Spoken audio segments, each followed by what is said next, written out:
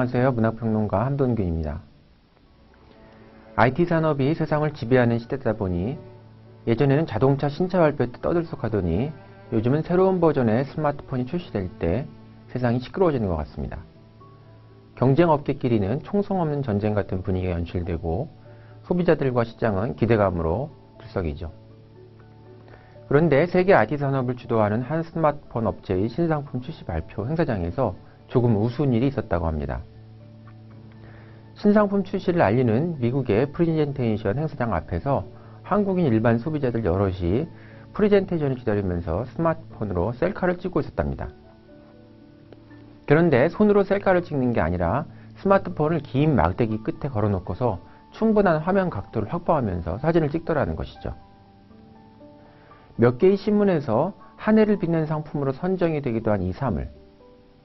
관광지에 가면 요즘 너도나도 이 긴 막대기에 스마트폰을 거치해놓고서 셀카를 찍는 재미난 풍경을 볼 수가 있습니다. 이 선풍적인 인기의 사물이 무엇인지 아시나요? 바로 셀카봉입니다.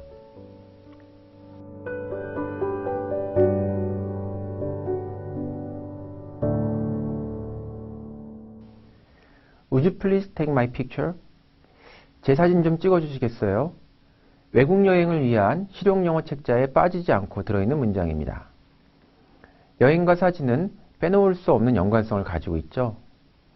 문제는 여행 사진의 풍광 속에 자기를 끼워넣고 싶은 욕망입니다. 풍광을 배경으로 자기를 찍으려면 사진을 찍어줄 타인의 존재가 필수적이죠. 그런데 다른 사람의 도움을 받아 사진을 찍어도 사진이 마음에 들지 않는 경우가 많습니다. 내 의지대로 카메라 각도를 조절할 수 없기 때문이죠. 이런 사진에서 사진 속 풍경의 일부가 되려는 나는 어쩔 수 없이 카메라 시점의 주체가 아니라 타인의 시선의 대상이 될 수밖에 없습니다. 아무리 각도를 나를 중심으로 이렇게 찍어주세요 이렇게 조절을 부탁해도 카메라의 시점은 타인의 시점으로 여과되고 조절되죠. 이 사진에서 결국 응시의 주체는 타인입니다. 내가 나를 찍겠다는 욕망, 즉 셀카의 욕망은 스마트폰 시대가 아니더라도 카메라 발명 초기 역사부터 계속 존재했습니다. 삼각대를 세우고 카메라 셔터 타임을 조절하는 타이머를 장착하는 방식이 대표적이었고 일단은 상당히 성공적이었습니다. 이 욕망의 핵심은 단지 나를 찍겠다는 것이 아니라 내 시점에 의해 제어된 내 모습을 가지고 싶다는 것이죠.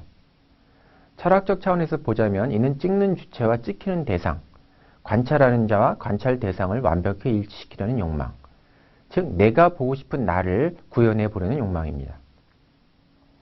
그런데 시점이란 곧 서 있는 자리가 되죠. 인간의 눈은 바깥을 향하고 있어서 타인을 대상으로 놓고 볼 수는 있지만 자기 자신을 볼 수는 없는 아이러니를 가지고 있습니다. 카메라 눈인 렌즈는 일찌감치 발달했고 기술의 진보를 통해 고해상도를 점점 더 높은 수준에서 실현시켜 왔지만 시선의 주체와 대상을 일치시키는 일은 시점의 문제이므로 해상도의 문제와는 별개의 일이 됩니다. 다 아는 일처럼 테크놀로지 차원에서 보자면 셀카의 진정한 시련은 카메라가 일반 필름에서 디지털 형식 기술적으로 전환되면서 특히 카메라 눈이 핸드폰과 결합하여 일상화되면서 가능해졌습니다. 바깥을 향하고 있는 사람의 눈과 그 시점을 반영하는 카메라 눈을 뒤집는 방식의 하드웨어가 고안된 것이죠. 그러나 디지털 시대에도 해결되지 않는 게 있습니다. 카메라의 눈은 바깥이 아니라 나를 향한 방향으로 뒤집힐 수 있지만 내 손이 여전히 짧다는 사실이죠. 카메라의 프레임은 내가 원하는 나의 그림을 만족스럽게 잡아주지 못합니다. 공간이 충분히 확보되지 못하므로 셀카는 얼굴을 중심으로 잡히고 내 신체 전부나 배경을 충분히 담지 못합니다.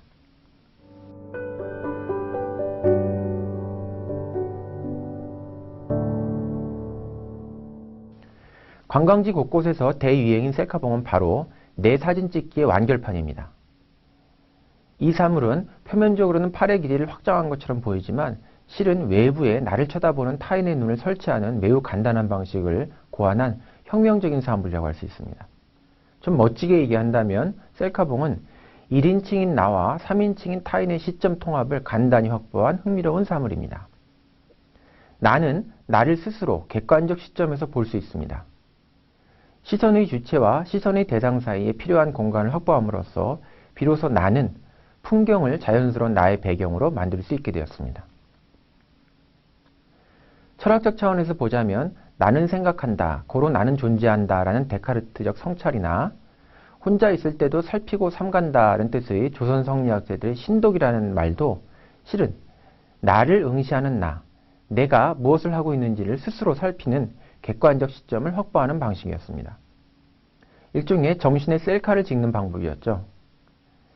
다른 하나의 시점을 추가로 확보하여 두 개의 시점을 통합하는 철학적 방식입니다.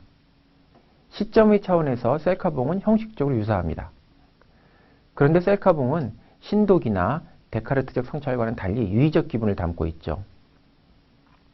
자기가 자기를 보는 자기응시의 이 두 가지 시대적 차이가 곧 이전과 지금 사이에 놓인 시대의 철학적, 문화적 차이를 암시한다고 할 수 있지 않을까요?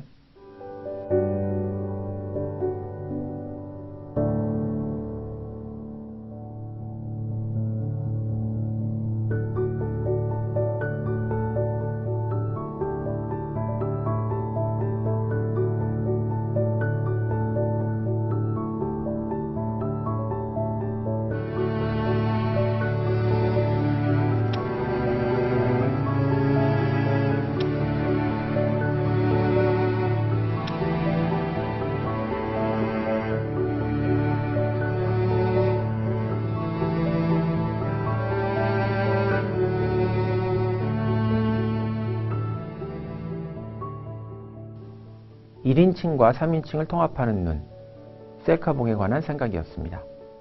감사합니다.